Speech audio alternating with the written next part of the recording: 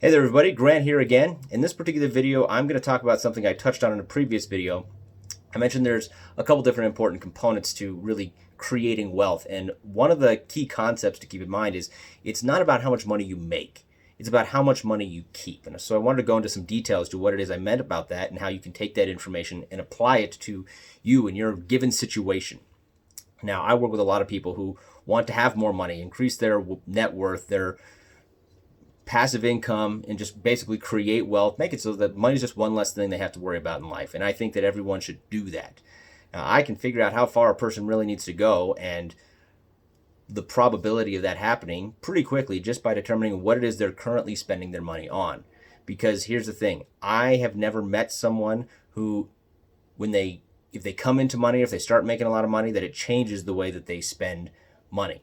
So working with some individuals, they say, oh, I'm broke all the time. I make X amount of dollars, it's not enough.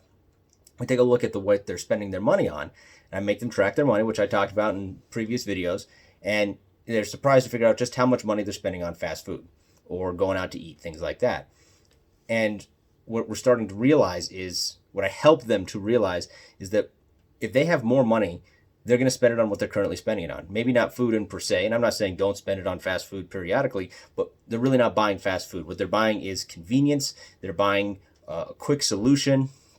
They're buying the not having to work, more or less. And again, nothing against fast food. That's totally fine. I periodically pick something up if I'm running late or whatnot. But if you make, let's say, $10 an hour, hypothetically, and you're spending if you're buying fast food once, twice a day, you're buying coffee, whatever, a couple of times a day, and you're like, oh, it's only $5 here, $10 here. First off, let me say that fast food, even your Arby's and Wendy's and things like that, that gets expensive much quicker than you may realize. And if you're constantly just focusing on, okay, how can I get this in the quickest amount of time? How can I save the most amount of time? How can I get convenience? And you're willing to spend more for it all the time, then generating wealth is going to become considerably more difficult for you, because all you're doing is you're looking for the quick way about it.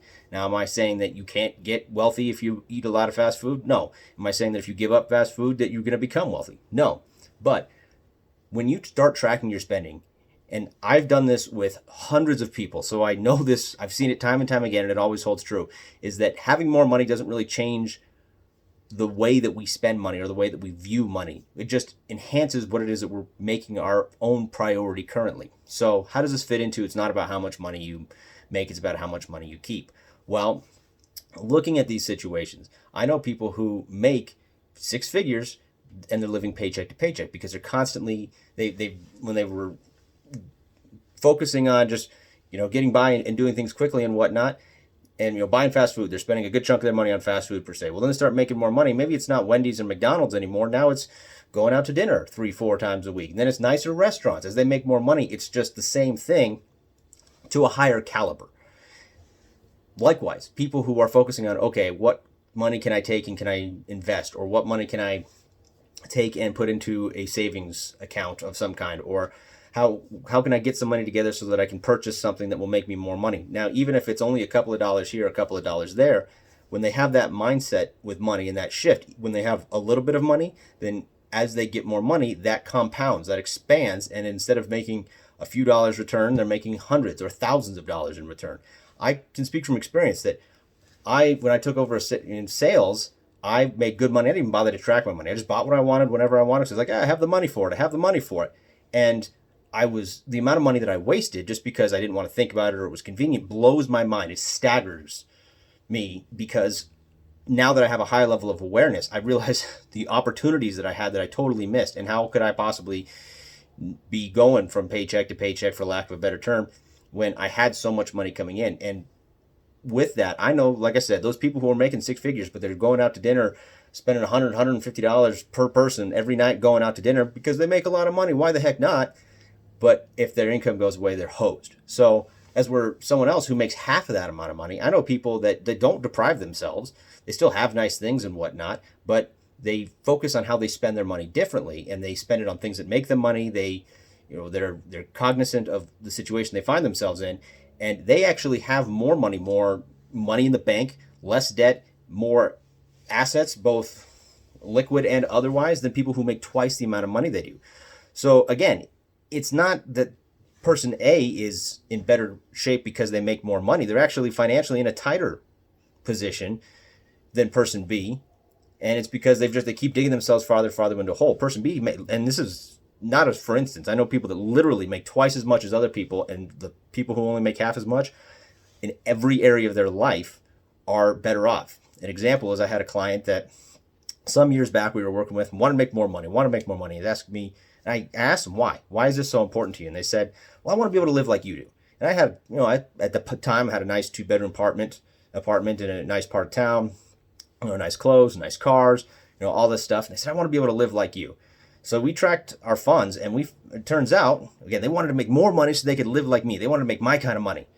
Well, they didn't realize that at that point in time, they were actually making about 20% more per year than I was. They also had done a few intelligent things with their housing situation, so they actually paid less for housing than I did. And car payments were very similar. Credit cards, I had less credit card debt. I had more money in the bank, more money in savings, and I made 20% of what they did. And they wanted to make more money so they could live like me.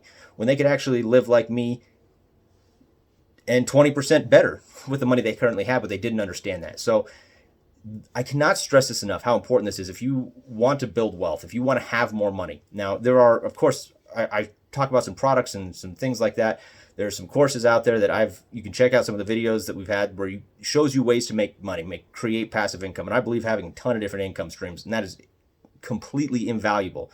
Now, if people have one of two options, if option A is I can create some passive income, but I'm going to keep spending the way that I'm currently spending, or B, I'm going to have a mindset shift about how I spend my money and where my money goes, but I'm not going to create the passive income streams, person B is actually going to be infinitely better off than person A. Of course, I don't say either or, do both. So you need to figure out where your money is currently going. I touched on this in another video, but I'm going to say it again.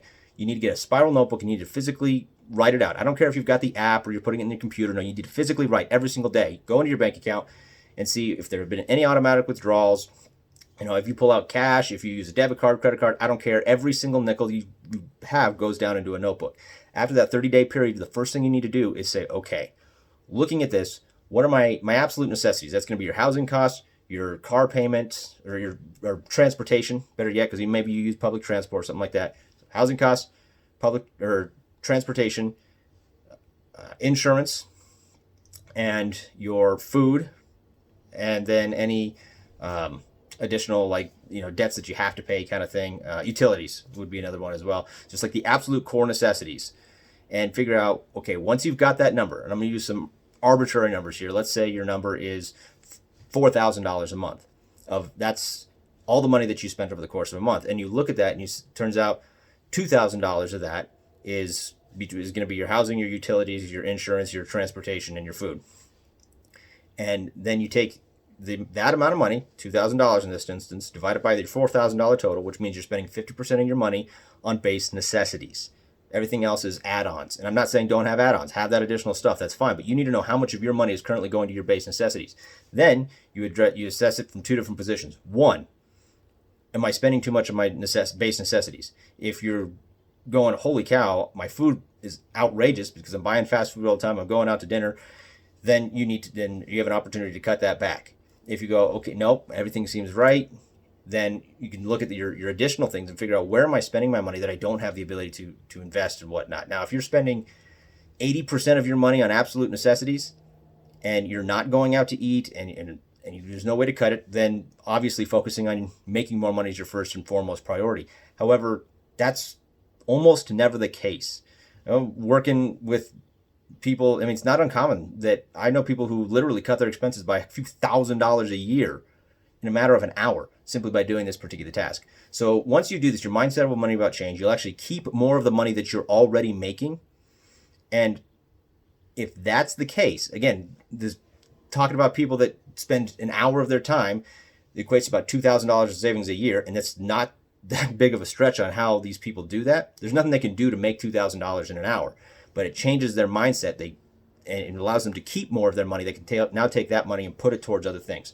So that's the first thing I really want you guys to be focusing on, is hopefully you did track your money. If you haven't, go ahead and start doing that, and then figure out what percentage of your total is base necessities. And then from there, we can go through, we're going to talk about some additional things on how to clear that out, how to get very, very specific on where your attention and your focus needs to go, as well as creating more money. So that way, when you do have that additional income, you know specifically where it needs to go, because you have to have a purpose for your money. Otherwise, it kind of disappears.